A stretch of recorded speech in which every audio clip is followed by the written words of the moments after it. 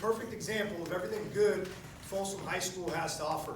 Okay, the landscape of high school football has really changed in the last couple of years, 5 years, 10 years. I mean, these opportunities, and today, I mean, these are real life altering opportunities for these kids. You know, I'll mention something Coach Angel said to me early on. He said, because Coach Angel played for me, and he coached the receivers this year, and he actually mentioned something that Coach Cosby, who couldn't be here today, said to him 10 years ago. And when Coach Cosby was talking about everything, you know, Sacramento High School needed to build a program and change, and he was talking about Coach Angel, he said, what we need is we need more kids who take themselves seriously as football players.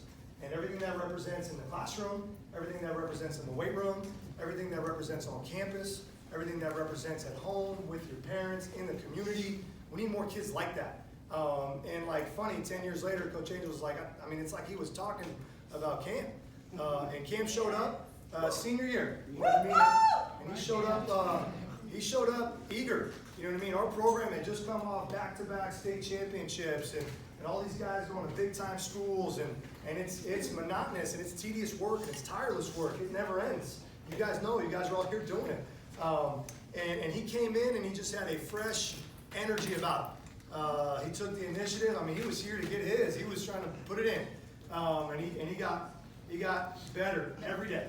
He got better every day. In the weight room, on the field, at practice, in the classroom. This guy's lights out, and he was really easy to promote when all these college coaches showed up.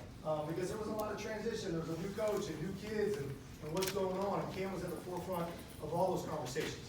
Okay? And I'll tell you this, for a kid to come in, for a transfer to come in as a senior, okay, and sit out 5 games and play on the offensive side of the ball and contribute as much as he did for us this year, I don't know that that's happened. I was thinking about it the last couple of days. Like, you can't do that. With as much as we do on offense and as much pressure as we put on our skill guys to produce, and those guys got jobs, and we tell all of them their jobs are to score points, right? It's not the quarterback's job to do that. Quarterback job is just going to distribute the football, and you guys got to make it happen out there. And he took it on, head on, and he was eager, and it was refreshing. It was like we hit the rejuvenate button. It was like an injection of energy when he came and run around all over the field and at practice, and it was awesome to see. And for him to get here on this day, just super, super proud. So, Cameron Broussard.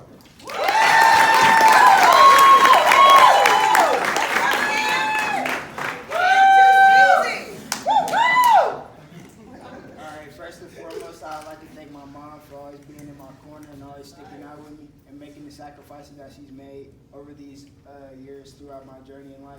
And I'd also like to thank my family for also being there for me.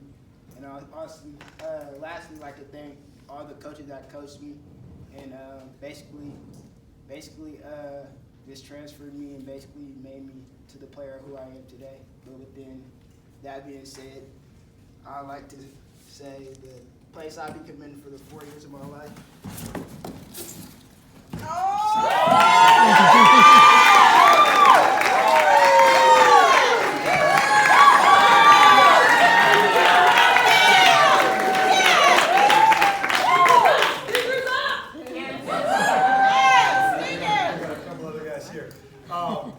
So that's awesome, because obviously everybody here knows we had a huge contingent of our coaches from last year transition over to Sac State, and those guys don't play. They come in, they ask all the hard questions, and they want to know what's up.